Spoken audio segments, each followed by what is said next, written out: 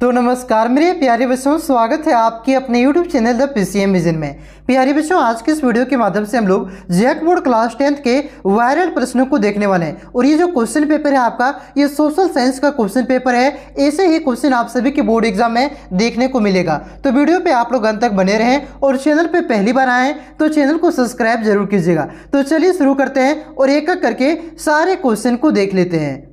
तो देखिए दोस्तों, पहला क्वेश्चन है कि फ्रांस की क्रांति कब हुई। तो जो आपका फ्रांस की क्रांति है ये 14 जुलाई 1789 को हुआ था, इसलिए इसका करेक्ट आंसर ऑप्शन नंबर का हो जाएगा। चलिए अगले क्वेश्चन पे आते हैं। देखिए अगला क्वेश्चन है आपका कि फ्रांस की क्रांति का अग्रदूत किसे कहा जाता है। तो फ्रांस की क्रांति का अग्रदूत रूसो को कहा जाता है। ऑप्शन नंबर ख इसका करेक्ट आंसर होगा। उसके बाद देखिए अगला क्वेश्चन है कि बिस्मार्क जर्मनी का चांसलर कब बना। तो जो आपका बिस्मार्क है ये जर्मनी का चांसलर 1871 में बना था।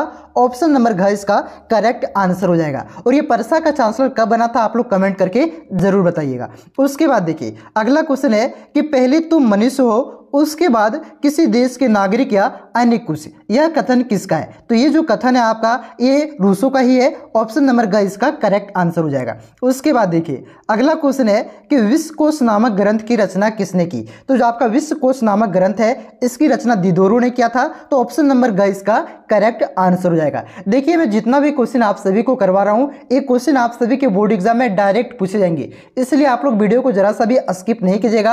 हो सकता है जिस क्वेश्चन को आप लोग स्किप कर रहे हैं वही क्वेश्चन बोर्ड एग्जाम में पूछा जा सकता है, इसलिए वीडियो को आपको स्किप नहीं करना है, वीडियो को अंत तक आपको देखना है। उसके बाद देखिए अगला क्वेश्चन है कि डिस्कवरी ऑफ इंडिया नामक पुस्तक के लेखक कौन है। तो जो आपका डिस्कवरी ऑफ इंडिया नामक पुस्तक है इसके लेखक पंडित जवाहरलाल नेहरू है। इन्होंने ही आपका इस पुस्तक को लिखा है। तो ऑप्शन नंबर ख इसका करेक्ट आंसर हो जाएगा। उसके बाद अगला क्वेश्चन है कि यह किसका कथन है कि तुम मुझे खून दो मैं तुम्हें आज़ादी दूंगा। ये जो कथन है आपका बहुत ही प्रसिद्ध कथन है। ये किसने कहा है। तो ये सुभाष चंद्र बोस ने कहा है। तो ऑप्शन नंबर ग इसका करेक्ट आंसर होगा। उसके बाद देखिए अगला क्वेश्चन है कि बंगाल का विभाजन कब हुआ। तो जो आपका बंगाल का विभाजन है ये 1905 ईस्वी में हुआ था।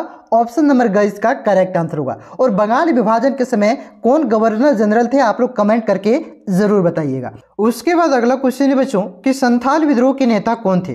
तो जो आपका संथाल विद्रोह का नेता था वो आपका सिद्धू और कानू था। इन्होंने ये संथाल विद्रोह का नेतृत्व किया था। तो इस क्वेश्चन का राइट आंसर आपका ऑप्शन नंबर घ हो जाएगा। और ये संथाल विद्रोह कब हुआ था तो याद रखिएगा 1855 ईस्वी में। कब 1855 ईस्वी में आपका संथाल विद्रोह हुआ था। उसके बाद देखिए अगला क्वेश्चन है कि खिलाफत आंदोलन के प्रमुख नेता कौन थे। तो जो आपका खिलाफत आंदोलन है इसके प्रमुख नेता आपका मौलाना मोहम्मद अली और मौलाना शौकत अली था, इसलिए इस क्वेश्चन का राइट आंसर आपका ऑप्शन नंबर ख हो जाएगा। उसके बाद नेक्स्ट क्वेश्चन है कि हमारे पर्यावरण में उपलब्ध प्रत्येक वस्तु जो हमारी आवश्यकता को पूरा करने के लिए प्रयुक्त की जा सकती है और जिसको बनाने के लिए प्रौद्योगिकी उपलब्ध है जो आर्थिक रूप से संभावी और सांस्कृतिक रूप से मान्य है उसे क्या कहते हैं। तो इसे क्या कहते हैं, संसाधन कहते हैं। ये जो आपका लिखा हुआ है ये संसाधन का परिभाषा लिखा गया है। तो इस क्वेश्चन का राइट आंसर आपका ऑप्शन नंबर ख हो जाएगा, संसाधन। उसके बाद देखिए उसके बाद अगला क्वेश्चन है बच्चों कि भूमि निम्नीकरण में निम्नलिखित में से किनकी भूमिका नहीं है। तो पहला ऑप्शन है इसका वनों को काटना। हाँ जी, वनों के काटने से भी आपका क्या होता है, मृदा अपरदन होता है। तो ये आपका भूमि निम्नीकरण में इसकी भूमिका है, ये नहीं होगा। उसके बाद देखिए ऑप्शन नंबर ख में आपका है अति पशुचरण। अति पशुचरण से भी आपका क्या होता है, मृदा अपरदन होता है। तो ये भी आपका भूमि निम्नीकरण में भूमिका निभाता है, ये भी आपका नहीं होगा। उसके बाद है ऑप्शन नंबर घ खनन। खनन भी आपका भूमि निम्नीकरण में भूमिका निभाता है, तो ये भी नहीं होगा। उसके बाद ऑप्शन नंबर घ है आपका मधुमक्खी पालन। मधुमक्खी पालन का आपका भूमि निम्नीकरण से दूर दूर तक रिश्ता नहीं है। तो इस क्वेश्चन का राइट आंसर क्या हो जाएगा, ऑप्शन नंबर घ मधुमक्खी पालन। मधुमक्खी पालन का आपका भूमि निम्नीकरण में भूमिका नहीं है। उसके बाद देखिए अगला क्वेश्चन है कि भारत के कुल क्षेत्रफल का कितना प्रतिशत भाग मैदानों के रूप में पाया जाता है। तो भारत के कुल क्षेत्रफल का लगभग 43% भाग मैदानी रूप में पाया जाता है, इसलिए इसका करेक्ट आंसर ऑप्शन नंबर ग हो जाएगा। उसके बाद नेक्स्ट क्वेश्चन है कि लौह अयस्क किस प्रकार का संसाधन है। तो जो आपका लौह अयस्क है एक आपका अनवीकरणीय योग्य संसाधन है। ऑप्शन नंबर घ इसका करेक्ट आंसर होगा, क्योंकि जो आपका लौह अयस्क है ये पृथ्वी में आपका सीमित मात्रा में है और इसका निर्माण लगभग ना के बराबर होता है। ठीक है, तो इसका करेक्ट आंसर ऑप्शन नंबर घ हो जाएगा, अनवीकरणीय योग। उसके बाद देखिए अगला क्वेश्चन है कि गुलाबी सिर वाली बतख किन जातियों में शामिल है? तो जो आपका गुलाबी सिर वाली बतख है ना, ये आपका विलुप्त हो चुका है। ठीक है, तो ये आपका ऑप्शन नंबर घ हो जाएगा, विलुप्त जातियों में। उसके बाद अगला क्वेश्चन है बच्चों कि भारत में जैव विविधता को कम करने वाले कौन कारक हैं? तो देखिए पहला इसका ऑप्शन है कि वन्य जीव के आवास का विनाश। हाँ जी, जो वन्य जीव का आवास जैसे जंगल, इसका जो विनाश हो रहा है, तेजी से कटाई हो रही है, इससे आपका क्या हो रहा है, जैव विविधता में कमी आ रही है। तो ये हो जाएगा आपका। उसके बाद देखिए दूसरा ऑप्शन है आपका कि वन्य जीव को मारना या शिकार करना। जो आपका वन्य जीव है इसे मारा जा रहा है, इसका शिकार किया जा रहा है, इससे भी आपका क्या हो रहा है, जैव विविधता में कमी आ रही है। तो ये भी आपका हो जाएगा। उसके बाद ऑप्शन नंबर का है कि पर्यावरणीय प्रदूषण एवं दवानल, इससे भी आपका क्या हो रहा है, पर्यावरण के प्रदूषण से भी आपका जैव विविधता में कमी आ रही है। तो ये आपका तीनों हो जाएगा जैव विविधता में कमी के कारक। ठीक है, इसलिए इसका जो करेक्ट आंसर हो जाएगा ऑप्शन नंबर घ, उपयुक्त सभी। उसके बाद देखिए अगला क्वेश्चन है कि चिपको आंदोलन किससे संबंधित है? तो चिपको आंदोलन जो आपका है ये वनों की कटाई को रोकने से संबंधित है, इसलिए जो इसका करेक्ट आंसर हो जाएगा ऑप्शन नंबर ख हो जाएगा। देखिए वनों की जो कटाई है इसको रोकने के लिए क्या किया जाता था, पेड़ में चिपक जाया जाता था। ठीक है, इसलिए जो इसका आंदोलन का नाम पड़ा उस चिपको आंदोलन पड़ा। उसके बाद देखिए अगला क्वेश्चन है कि जल की कमी का क्या कारण है? तो पहला ऑप्शन इसका अतिशोषण, हाँ जी ये भी है। उसके बाद है कि अत्यधिक प्रयोग से भी आपका जल में जल की कमी हो रही है। उसके बाद समाज के विभिन्न वर्गों में जल का असमान वितरण, तो ये सभी कारक है आपका जल की कमी का कारण। ठीक है, तो इसका करेक्ट आंसर हो जाएगा उपयुक्त सभी। उसके बाद देखिए अगला क्वेश्चन है कि टाका क्या होता है? तो जो आपका टाका है ये पीने के पानी का संग्रहित करने वाला भूमिगत टैंक होता है। ठीक है, तो इस क्वेश्चन का राइट ऑप्शन नंबर का हो जाएगा। और ये टैंक कहाँ पे अधिकतर देखने को मिलता है? तो राजस्थान में। उसके बाद देखिए नेक्स्ट क्वेश्चन है कि सन 2025 तक कितने लोगों को जल की कमी झेलने की भविष्यवाणी की गई है? तो लगभग 20 करोड़ लोग। कितने? लगभग 20 करोड़ लोगों को 2025 तक जल की कमी झेलने की भविष्यवाणी की गई है, इसलिए आप लोग जल की बर्बादी ना करें। ठीक है, तो इस क्वेश्चन का राइट आंसर ऑप्शन नंबर का हो जाएगा। उसके बाद देखिए अगला क्वेश्चन है आपका कि हम किसी भी देश की प्रति व्यक्ति आय की गणना कैसे करते हैं? तो देखिए जो प्रति व्यक्ति आय की गणना किया जाता है तो उस देश की जो आपकी कुल आय है उसको कुल आय को उसके देश की कुल जनसंख्या से क्या किया जाता है? भागा दिया जाता है। इसी से आपका कैसे क्या निकलता है? प्रति व्यक्ति आय निकलता है। तो कौन से ऑप्शन में दिया हुआ है? तो ऑप्शन नंबर ख में आपका ये दिया हुआ है कि किसी देश की कुल आय को कुल जनसंख्या से भाग देने से क्या निकलता है? आपका प्रति व्यक्ति आय निकलता है। तो ऑप्शन नंबर ख इसका करेक्ट आंसर हो जाएगा। उसके बाद देखिए अगला क्वेश्चन की है कि वे देश जिनकी 2017 में प्रति व्यक्ति आय $12,056 प्रति वर्ष या उससे अधिक होती है तो वह देश निम्न में से किस श्रेणी के अंतर्गत होगा? तो वह देश आपका विकसित देश की श्रेणी में होता है, मतलब कि जिसका $12,056 से अधिक आय होगा, प्रति व्यक्ति आय होगा, वह देश को आपका विकसित देश माना जाता है। जो आपका भारत है ये आपका विकासशील देश है, यानी कि इसकी जो इनकम है वो $12,056 से कम है, इस वजह से इसका विकासशील देश के श्रेणी में रखा गया। ठीक है, तो आपका इसका करेक्ट आंसर हो जाएगा विकसित देश। $12,056 से अधिक होगा तो विकसित देश माना जाएगा। ठीक है, उसके बाद अगला क्वेश्चन है बच्चों कि सतत विकास का उद्देश्य है। तो देखिए जो सतत विकास का ये उद्देश्य होता है कि विकास तो वर्तमान पीढ़ी के लिए भी होना चाहिए, लेकिन सारा जो संसाधन है ये वर्तमान में ही खत्म नहीं होना चाहिए, आने वाली पीढ़ियों के लिए बचना चाहिए। यानी कि विकास आपका वर्तमान के लिए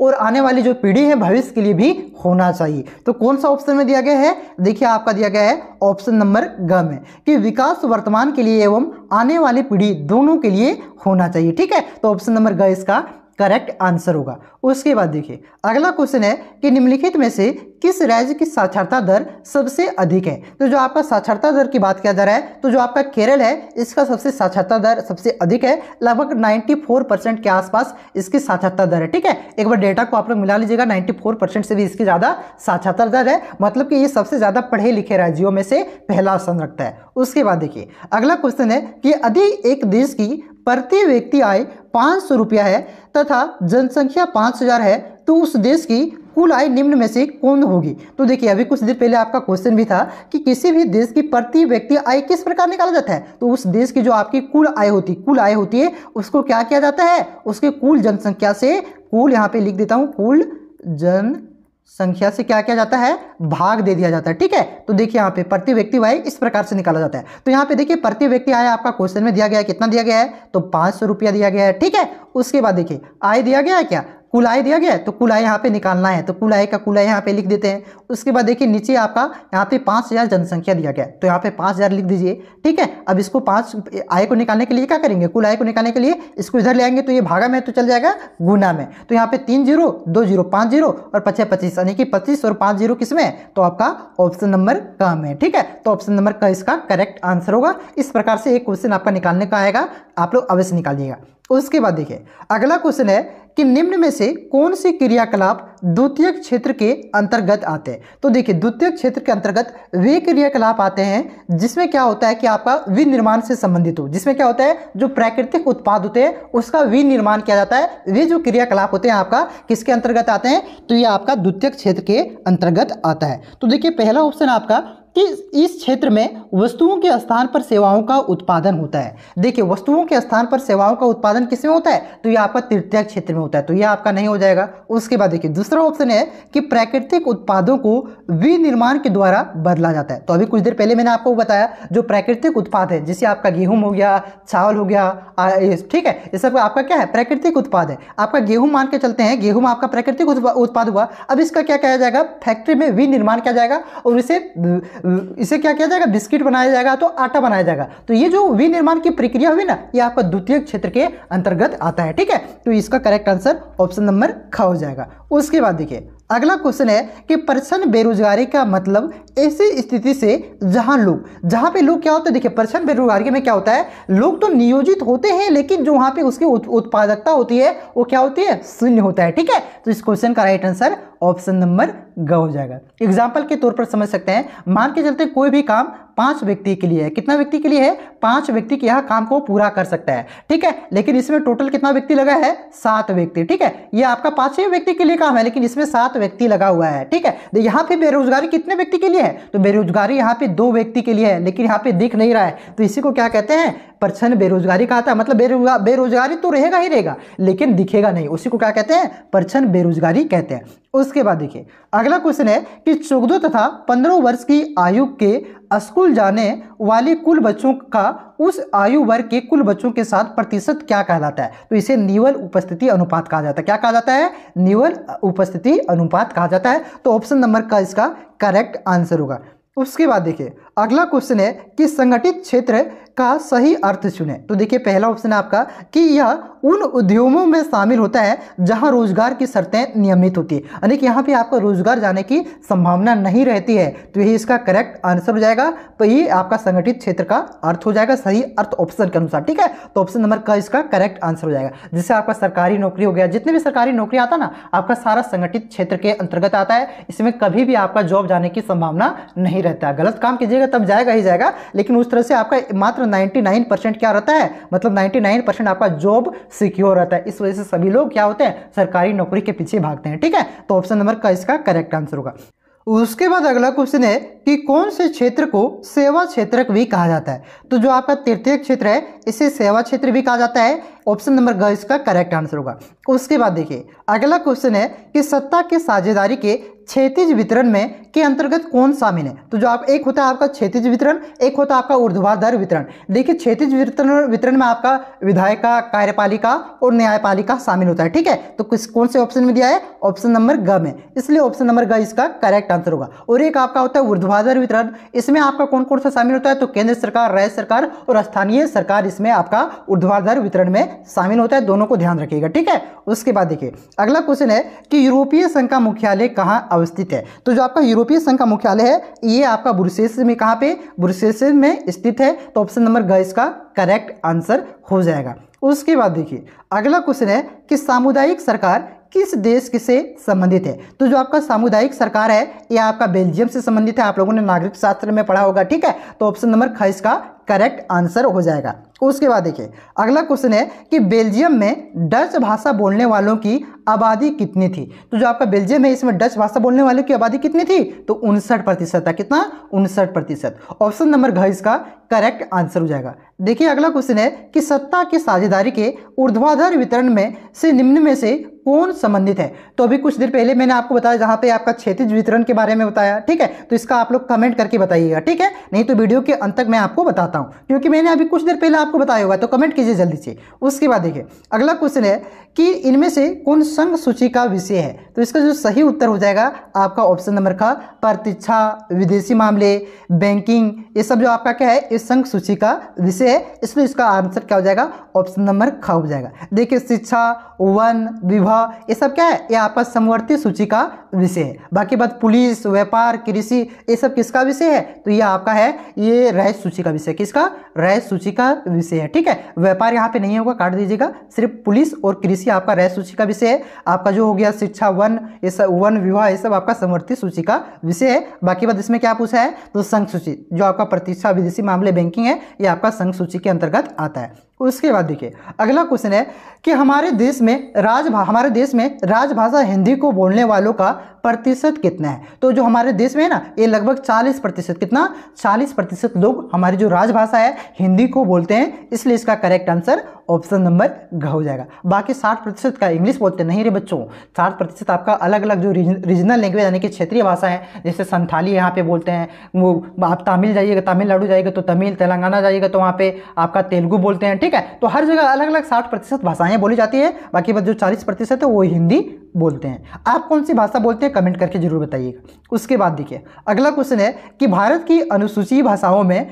झारखंड की कौन सी भाषा शामिल की गई है? तो देखिए यहाँ पे जो भारत की अनुसूचित भाषाओं में है, उसमें आपका 8वीं अनुसूची में जो आपका संथाली भाषा है उसको शामिल किया गया है। और कब किया गया है? तो 2004 को, ठीक है। तो ऑप्शन नंबर घ इसका करेक्ट आंसर होगा। उसके बाद देखिए अगला क्वेश्चन है कि पंचायतों में महिलाओं के लिए कितना प्रतिशत आरक्षण का प्रावधान है? तो कितना? तो 50%, कितना, 50% आरक्षण का प्रावधान है, इसलिए इसका करेक्ट आंसर ऑप्शन नंबर घ हो जाएगा। पहले 30 था, बढ़ा करके 50 किया गया। उसके बाद देखिए अगला क्वेश्चन है कि भारत में वास्तविक विकेंद्रीकरण की दिशा में सबसे बड़ा कदम कब उठा गया? तो भारत में जो आपका वास्तविक विकेंद्रीकरण की दिशा में सबसे बड़ा कदम है, ये आपका 1992 में उठाया गया था। तो ऑप्शन नंबर क इसका करेक्ट आंसर हो जाएगा, ठीक है। तो ऑप्शन नंबर का इसका करेक्ट आंसर हो जाएगा। तो यहाँ पे मैंने टॉप 40 आप सभी को क्वेश्चन बताया, जो कि आप सभी के बोर्ड एग्जाम की दृष्टि से काफी ज्यादा इंपॉर्टेंट था।